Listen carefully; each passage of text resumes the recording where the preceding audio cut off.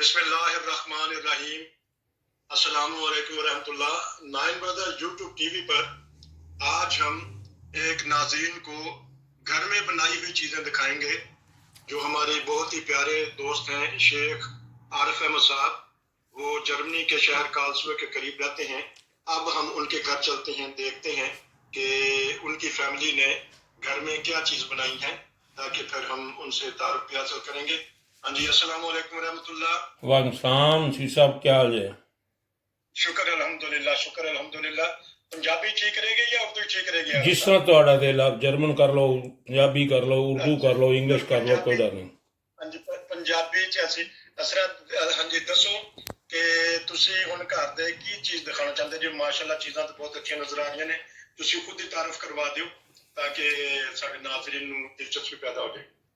आज समझो कि कोरोना की देन वक्त ही वक्त इस बेस से बच्चों की अम्मी ने यानी कि पत्थर का या उन्होंने की कहांगे नग जिहड़े हुंदे आ या इस तरह का सिस्टम कई चीज़ां ने एक यानी कि नग जोड़ के ते ए मोर की शक्ल बनाई है। यह तुहानूं काफ़ी सारे यानी कि वक्रे अलग अलग बनाए ने, अलग अलग कलर ने ਤੇ ਉਹਦੇ ਵਿੱਚ ਤੁਹਾਨੂੰ ਇੱਕ ਇਹ ਦਿਖਾ ਰਿਹਾ ਮੈਂ ਤੇ ਇਸ ਵਾਸਤੇ ਉਮੀਦ ਹੈ ਕਿ ਨਾਜ਼ਰੀਨ ਨੂੰ ਕੁਝ ਪਸੰਦ ਹੀ ਆਉਣਗੇ। ਉਹਦੇ ਨਾਲ ਇੱਕ ਹੋਰ ਆ, ਇਹ ਜਿਹੜਾ ਪਹਿਲਾ ਸੀ ਇਹ ਸਮਝੋ ਕਿ ਅਲੱਗ ਅਲੱਗ ਮੋਤੀਆਂ ਦੇ ਰੰਗ ਨੇ, ਜਿਹਦੇ ਵਿੱਚ ਗੋਲਡਨ, ਨੀਲਾ, ਪੀਲਾ, ਯਾਨੀ ਕਿ ਸਬਜ਼, ਆ ਸਾਰੇ ਵੱਖਰੇ ਵੱਖਰੇ ਅਲੱਗ ਅਲੱਗ ਰੰਗ ਦੇ ਨੇ। ਇਹ ਪੱਤੀਆਂ ਕੱਟ ਕੇ ਇਹ ਬਣਾਈਆਂ ਨੇ, बेहतरीन लग रही हैं। यानी कि दरख्त के उत्ते मोर बैठा है, तकरीबन सारे मोर दरख्त बनाए हैं। अच्छा, ਇਹਦਾ ਸਮਾਨ ਸ਼ੇਖ ਸਾਹਿਬ ਤੁਹਾਨੂੰ ਕਿੱਥੋਂ ਮਿਲਿਆ ਸੀ? ਕਿਹੜੀ ਮਾਰਕੀਟ ਚੋਂ ਜਾ ਕੇ ਤੁਸੀਂ ਸਮਾਨ ਲਿਆ ਤਾਕਿ ਨਾਜ਼ਰੀਨ ਬਾਜ਼ ਵਗੈਰਾ ਪੁੱਛਦੇ ਨੇ ਕਿ ਸਮਾਨ ਕਿੱਥੋਂ ਲੈਂਦੇ ਨੇ ਨਾ? ਆ ਚੀਜ਼ਾਂ ਇੰਟਰਨੈਟ ਤੋਂ ਨਸੀਬ ਸਾਹਿਬ ਅੱਜ ਕੱਲ੍ਹ ਆਮ ਹੀ ਲੱਭ ਜਾਂਦੀਆਂ, ਕਿਉਂਕਿ ਉਹ ਯਾਨੀ ਕਿ ਉਹਨਾਂ ਨੂੰ ਸ਼ੌਕ ਆ ਥੋੜ੍ਹਾ ਜਿਹਾ ਇਹਨਾਂ ਚੀਜ਼ਾਂ ਦਾ। ਜਦੋਂ ਟਾਈਮ ਹੁੰਦਾ ਤਾਂ ਫਿਰ ਉਹ ਕਾਫੀ ਯਾਨੀ ਅੱਛੀਆਂ ਚੀਜ਼ਾਂ ਕਰ ਲੈਂਦੀਆਂ ਨੇ। ਤੇ ਤੁਹਾਡਾ ਮਤਲਬ ਹੈ ਕਿ ਕੋਰੋਨਾ ਦੇ ਦੌਰਾਨ ਕਿਉਂਕਿ ਬਾਹਰ ਨਿਕਲਣਾ ਜ਼ਿਆਦਾ ਅੱਛਾ ਨਹੀਂ ਲੱਗਦਾ ਤੇ ਘਰ 'ਚ ਬੈਠ ਕੇ ਸਾਡੀ ਜਿਹੜੀ ਖਵਾਤੀਨ ਨੇ ਉਹ ਆਪਣਾ ਹੁਨਰ ਜਿਹੜਾ ਹੈ ਉਹ ਇਸਤੇਮਾਲ ਕਰ ਸਕਦੀਆਂ ਨੇ ਔਰ ਅੱਗੇ ਵੀ ਸਿਖਾਇਆ ਜਾ ਸਕਦਾ ਹੈ। ਹਾਂਜੀ, ਉਹਨਾਂ ਨੇ ਜਿਹੜਾ ਹੈ ਖੁਦ ਹੀ ਉਹਨਾਂ ਦੇ ਆਈਡੀਆ ਹੈ ਕਿ ਉਹਨਾਂ ਨੇ ਕਿਤੋਂ ਸਿੱਖਿਆ ਜਾਂ ਕਿਤੋਂ ਦੇਖਿਆ? ਉਹਨਾਂ ਨੇ ਆਈਡੀਆ ਖੁਦ ਹੀ ਆਈਡੀਆ ਹੈਗਾ। ਅੱਛਾ, ਇਹ ਦੇਖੋ ਨਾ, ਨਾਜ਼ਰੀਨ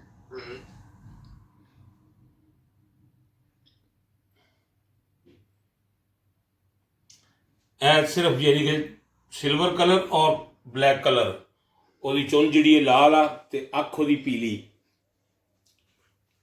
ਅੱਛਾ, ਤੇ ਔਰ ਪਰ ਕੈਸੇ ਨੇ? ਪਰ ਇਹਦੇ ਸਿਰਫ ਸਿਲਵਰ ਤੇ ਔਰ ਕਾਲੇ। ਜਿਹੜੀ ਪਹਿਲਾ ਸੀ ਉਹਦੇ ਵਿੱਚ ਮਲਟੀ ਕਲਰ ਹੈਗਾ,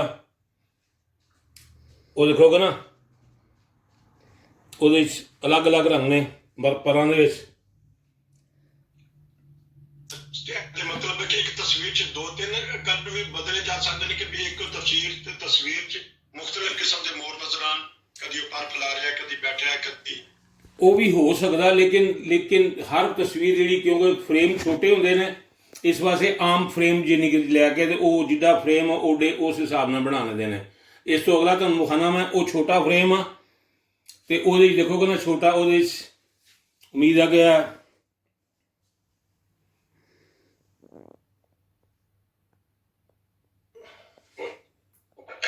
लाइटिंग का भी इंतजाम किया जा सकता है क्योंकि क्रिसमस आ रही है, वैसे भी जर्मन ਨੂੰ ਤੋਹਫਾ ਦੇਣ ਵਾਸਤੇ कैसा रहेगा? लाइट जड़ी है तो लाइट किसी जगह से हैंगन कर दो ऊपर, यानी 12 सुटों से ज़्यादा यानी कि ना आर्टिफिशियल जड़ी वो बेहतर रहेगी। आर्टिफिशियल ये ऊपर यानी लाइट आएगी ना तो ਉਹਦੇ ਨਾਲ आसानी ਨਾਲ चमकेगा ज़्यादा। मैं एक यानी कि ना जर्मन दोस्त ਨੂੰ ਦੇ ਕੇ ਆਇਆ, बहुत खुश होया, उन्हें अपना ड्राइंग रूम सजाया।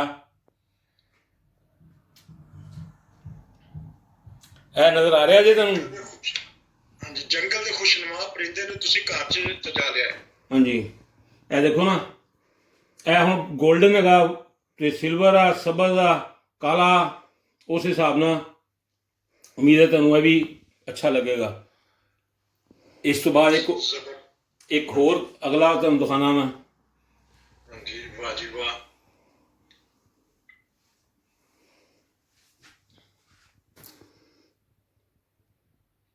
टोटल कितने पीस ने? ਟੋਟਲ ਇਹ ਮੇਰੇ ਕੋਲ ਇਸ ਟਾਈਮ ਦੇ 4 ਨੇ, ਕੁਛ ਮੈਂ ਯਾਨੀ ਕਿ ਨਾ ਦੋਸਤਾਂ ਨੂੰ ਦੇ ਦਿੱਤੇ ਨੇ, ਜਰਮਨਾਂ ਨੂੰ ਖਾਸ ਕਰਕੇ।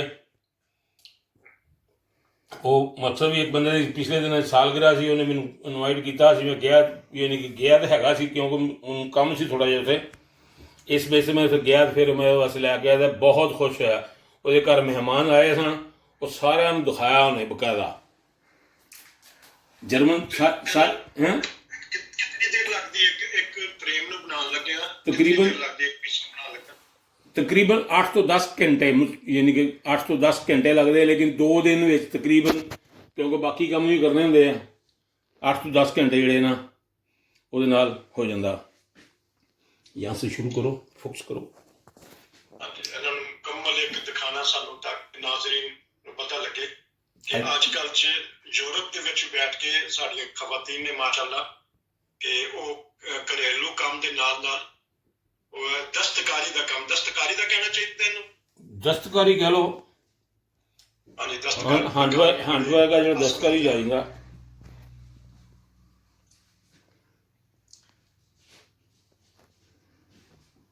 उम्मीद है कि देखो ना हम कुछ थोड़ा या पिछले देखो ना,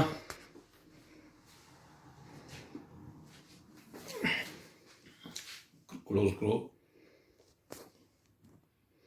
ਦੂਸਰੇ ਕੈਮਰੇ ਵਾਲਾ ਫਿਲਮ ਬਣ ਰਹੀ ਹੈ ਤੇ ਨਾਜ਼ਰੀਨ ਨੂੰ ਬੜਾ ਪਸੰਦ ਆਏਗਾ ਤੇ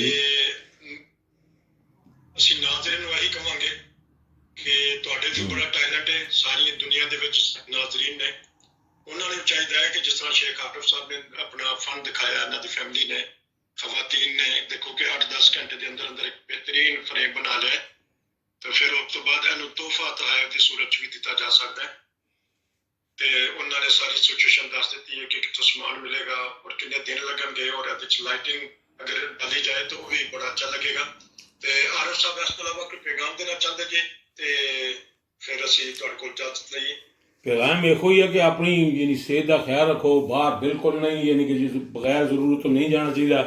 जिस तरह हुकूमत वक्त या खलीफतुल मसीह यानी कि इरशाद फरमाते हैं, उस हिसाब नाल फॉलो करना चाहिए इंसान को, अपने भी तो दूसरों का भी सेहत का ख्याल रखना चाहिए, क्योंकि मौसम अजकल अच्छा खासा खराब आ, जर्मनी का खास करके, यानी कि काफ़ी लोग हो गए बीमार बेचारे, उन्होंने दुआ भी करनी चाहिए। जी शेख साहब ने बहुत अच्छा पैगाम दिता है। असी जंगल में मोर नाचा किसने देखा, लेकिन असी